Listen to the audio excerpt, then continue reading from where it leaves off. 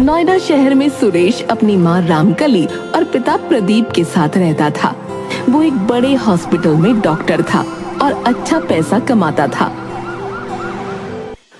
माँ मैं निकल रहा हूँ, बाय।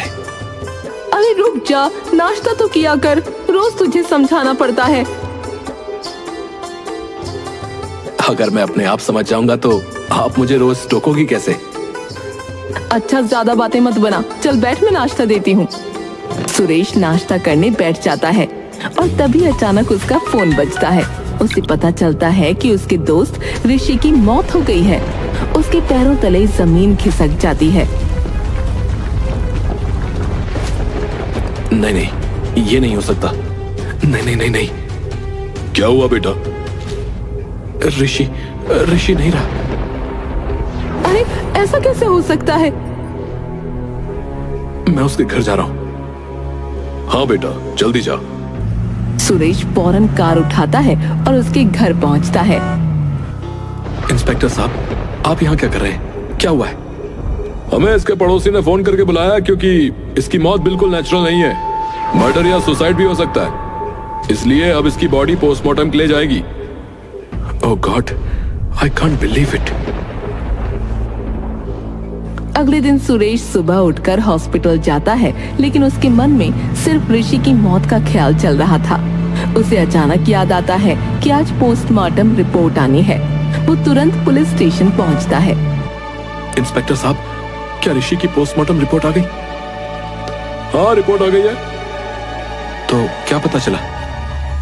रिपोर्ट के मुताबिक ऋषि की मौत ड्रग ओवरडोज से हुई है। Drug overdose? ये कैसे हो सकता है? ऋषि ऐसा नहीं था। हमें भी यही लगा था, लेकिन रिपोर्ट साफ साफ दिखा रही है कि ऋषि पिछले काफी समय से ये ड्रग ले रहा था। हे भगवान, ये क्या हो गया? सुरेश के मन में हजारों सवाल उठने लगे। वो खुद को दोषी मानने लगा कि वो अपने दोस्त की परेशानी को नहीं समझ पाया। वो पुलिस स्टेशन से बाहर निकल गया और उसने तुरंत अपने पिता को फोन किया और सारी बातें बताईं। बेटा, जो हो गया उसे बदला नहीं जा सकता। तुम अपने आप को दोष मत दो। नहीं पापा, मुझे कुछ करना होगा। मैं इस ट्रक के बारे में और जानना चाहता हूँ। छोड़ना बेटा, क्या करेगा उसके बारे में जानकर? नहीं पापा, ये ड्रग्स बेचने वाले लोगों की जिंदगी खराब कर रहे हैं। मुझे बहुत गुस्सा आ रहा है।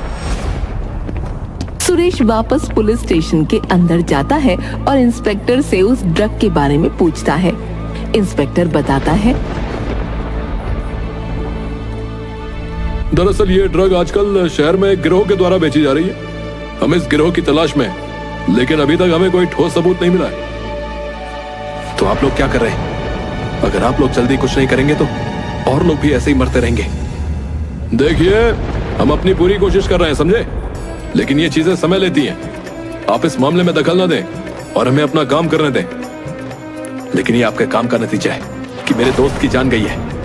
अगर आप लोग सतर्क होते तो ये गिरोह कब का पकड़ा जा चुका होता।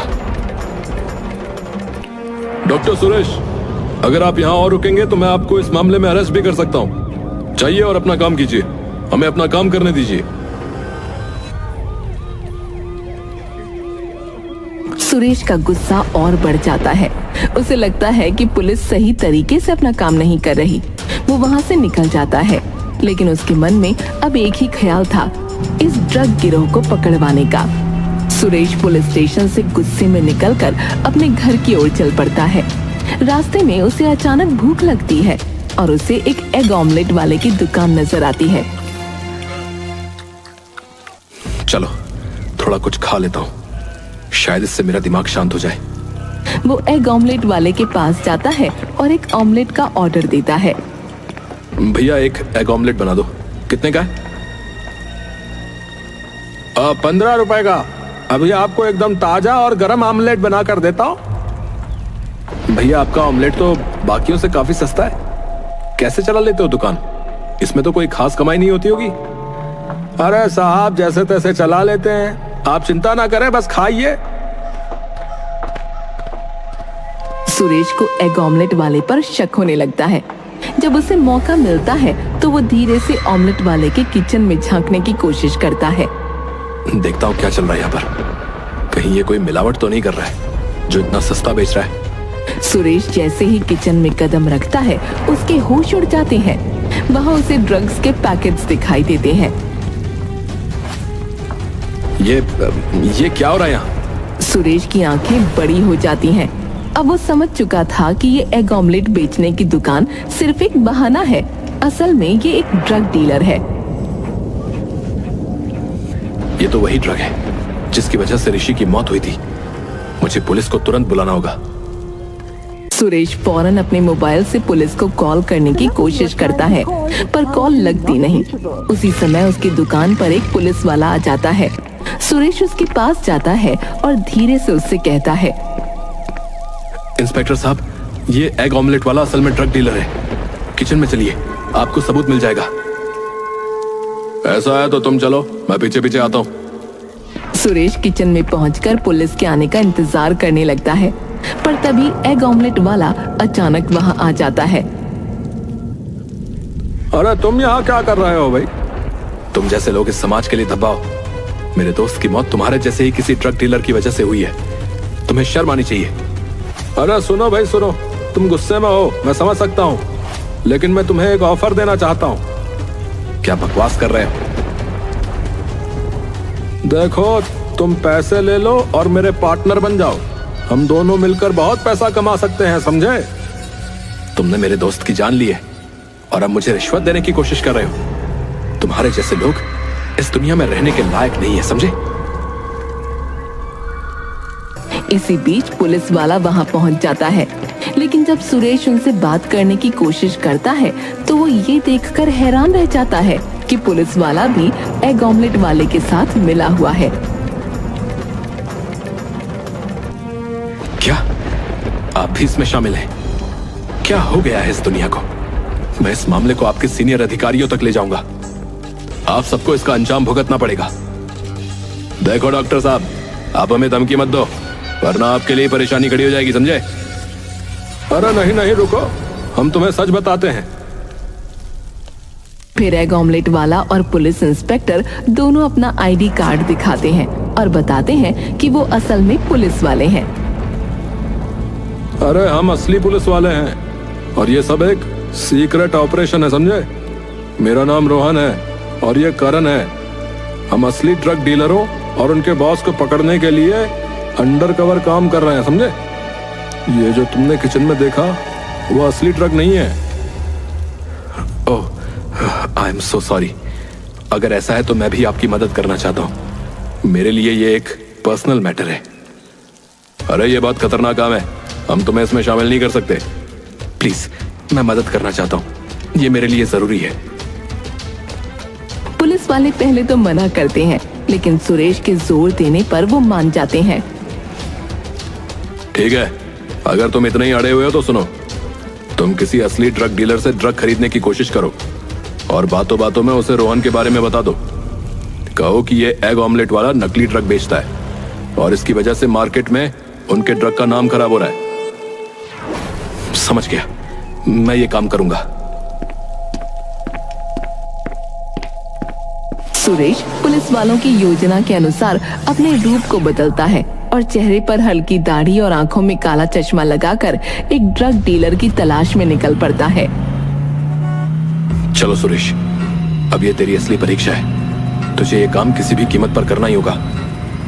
शहर की अंधेरी गलियों और कोनों में सुरेश कई बार नकली पहचान के साथ पहुंचता, लेकिन उसे कोई बड़ा ड्रग डीलर नहीं मिलता। ये काम जितना सोचा था उससे कहीं ज्यादा मुश्किल साबित हो रहा था, लेकिन सुरेश हार मानने वालों में से नहीं था।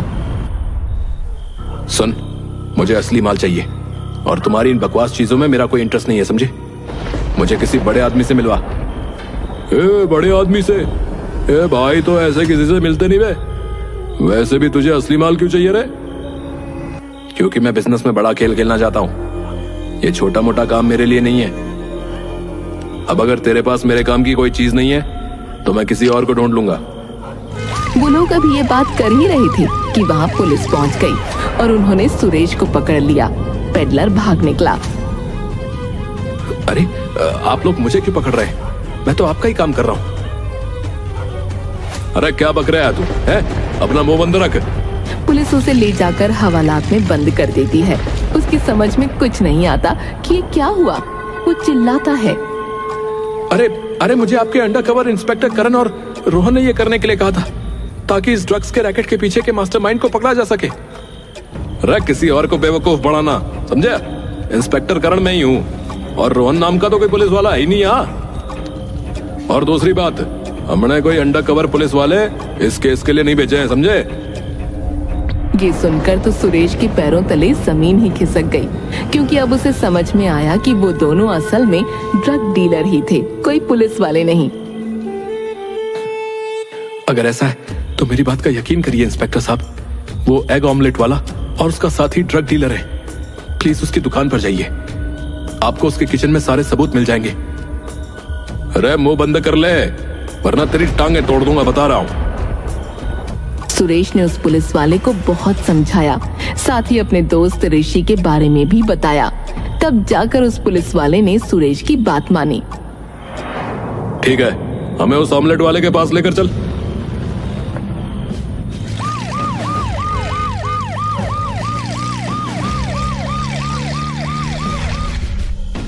सुरेश पुलिस के साथ उस ऑमलेट वाले के पास पहुंचता है।